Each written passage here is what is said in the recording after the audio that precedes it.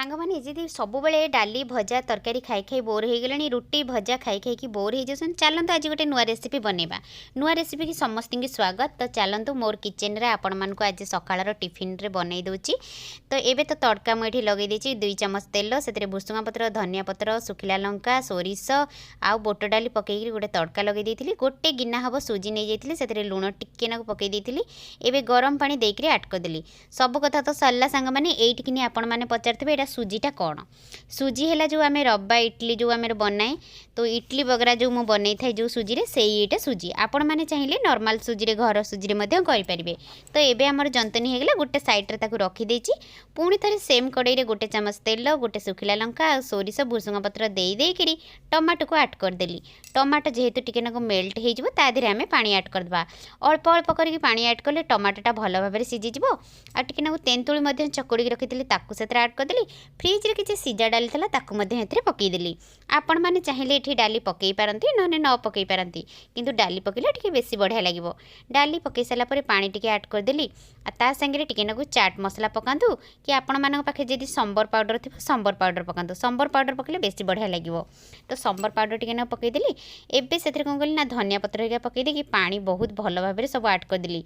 आपण मैंने 2 चमच हम ए चीनी आड करी मु आ सब पकई सारापर लुण गोटे चमच हम स्वाद अनुसार पकईदेली। पानी आपण मतामत अनुसार सबतक पानी देदेवे। पानी दे सारापर मुझे फुटापी छाड़ी देती।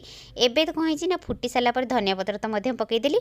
एबे आमर सेटा हो गलानी हो सारापर मुझे गोटे साइड की रखीदे एबे आम जो जंतनी की आम करते माने उपमा हरिका जमी बनई सेमती आम एमती हाथ में भल भाव चकड़ी देवा। चकड़ी सारापर से पूरा एमती तुला भली नरम होमती अटा हुए तापर आम बरार सेप देदेबा एमती कणा करदे 2 पटू आ पूरा भल भाव में गोल गोल करके एमती करदे। एमती मु सब गुड़िक बनई देछि। एबे गोटे जाली नहीं करी पानी रे स्टीम करने से टिके नाकु तेल लगे देछि। तेल लगे सारापर एमती सब गुड़िक एमती एमती आम थोईदेबा कहीं ना ये सीझब। आपण मैंने चाहिए एथिरे मध्य नॉर्मल सुजी रे मध्य एमती करि परिबे आ समस्त ही खाया दे परिबे। एटा एते कम समय रे आ कम तेल रे हे जिवो आपण मानको किछि भी ये करि पड़ोनी। एटा बहुत धला होती सांग मैंने किंतु मोबाइल रे कौन है कि जानी मोबाइल रो कलर चेंज हो गला भाया सेटा हलदिया दिशुची किंतु जम्मा भी हलदिया नुह एटा बहुत व्हाइट होती। एबे तो मु संबर मध्य साइड रे रखीदेली। एबे देखंतु केते तुलतुलिया नरम होती आ खाया को बहुत बढ़िया लगुच। पिला मानकु भल लागला सतरे समस्त बहुत भल लागला। आपण माने मध्य ट्रायल करंतु आपण मानकु मध्य भल लागियो। मोर रेसिपी जदि भल लागतो वीडियो को लाइक करी शेयर करी सब्सक्राइब करनेबे।